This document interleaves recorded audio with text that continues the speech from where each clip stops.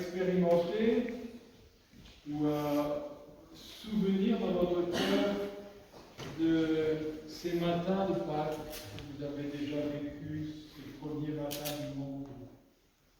Vous avez ça dans votre cœur, le premier jour de cette nouvelle création.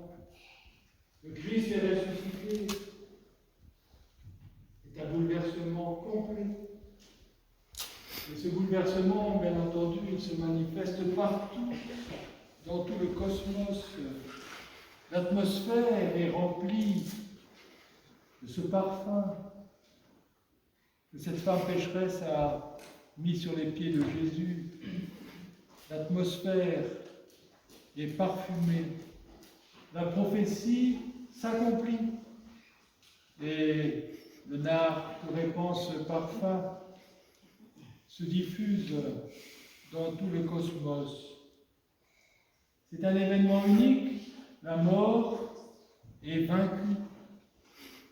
Le parfum de sainteté, on en parle du parfum de sainteté, ce parfum embaume toute la création. Mais voilà,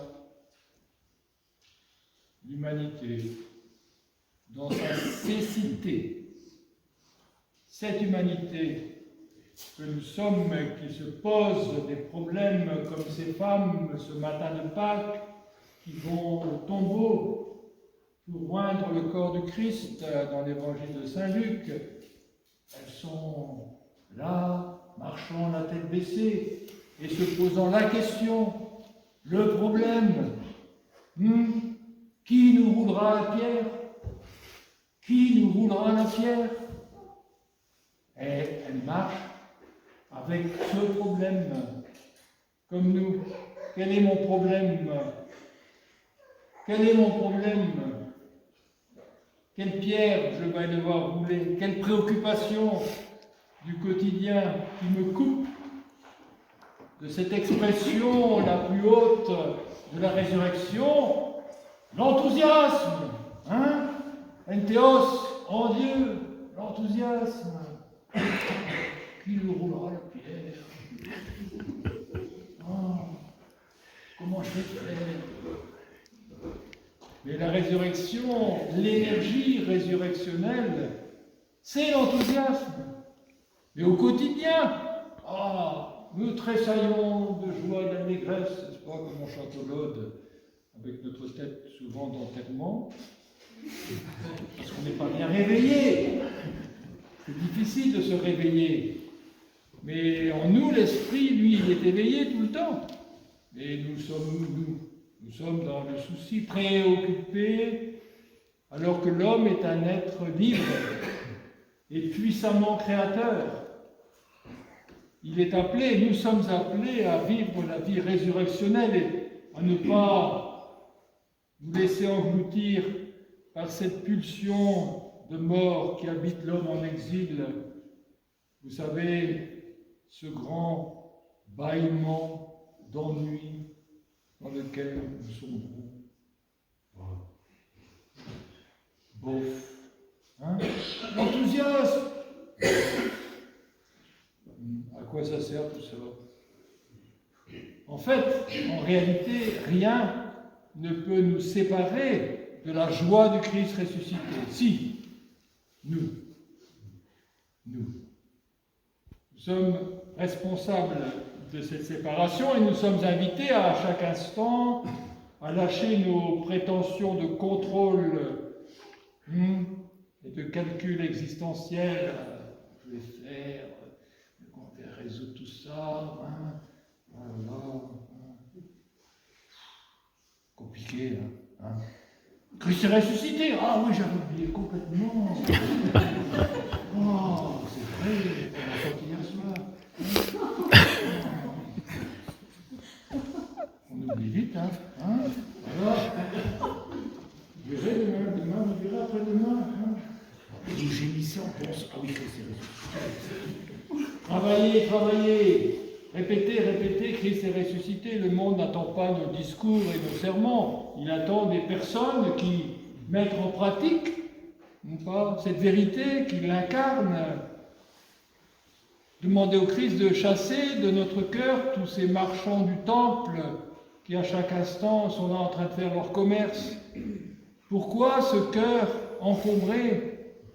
Pourquoi ce cœur toujours encombré? Eh bien parce que nous avons peur. Nous avons peur. Qui nous roulera la pierre? Mon Dieu, qui nous roulera la pierre? Ah là là, cette humanité que nous sommes, n'est-ce pas, semble toujours être dans cette marche vers un tombeau qu'on appelle un problème.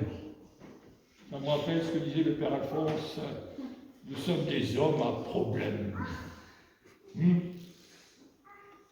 Combien de temps offrons-nous à nos problèmes dans une journée? Nous sommes donc en errance et marchons vers des citernes, comme dit Jérémie, qui ne tiennent pas l'eau.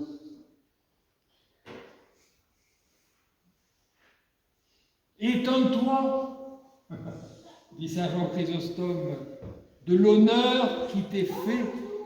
Étonne-toi, l'honneur d'être là, ce soir, dans l'enthousiasme de cette nuit pascale, et de communier aux énergies résurrectionnelles du Christ. Ça vous bombarde là en ce moment. Je ne sais pas si vous sentez. Ah oui, on n'est pas obligé de sentir. Hein. C'est là, nous sommes bombardés constamment. Bah, c'est vrai que nos pierres sont quelquefois énormes. Mais le point essentiel, c'est de retenir qu'elles sont déjà roulées. Quand les femmes arrivent, la pierre est déjà roulée. Le problème est déjà résolu. Tous nos problèmes, disait le curé d'Ars, sont comme une poignée de sable jetée dans la mer. Alors, dans l'Église, ce soir même, et à chaque liturgie, la parole est résurrectionnelle. Elle est résurrectionnelle. Elle acquiert la puissance de pénétration et de transformation qui vont me rendre apte à la vie éternelle, qui est de le connaître, de naître avec lui, lui le Christ et son Père et l'Esprit qui souffle en nous pour que nous devenions conformes à sa résurrection, à sa joie, à sa paix. À lui soit la gloire, la puissance et l'honneur dans tous les siècles des siècles. Amen. Christ est ressuscité. En vérité,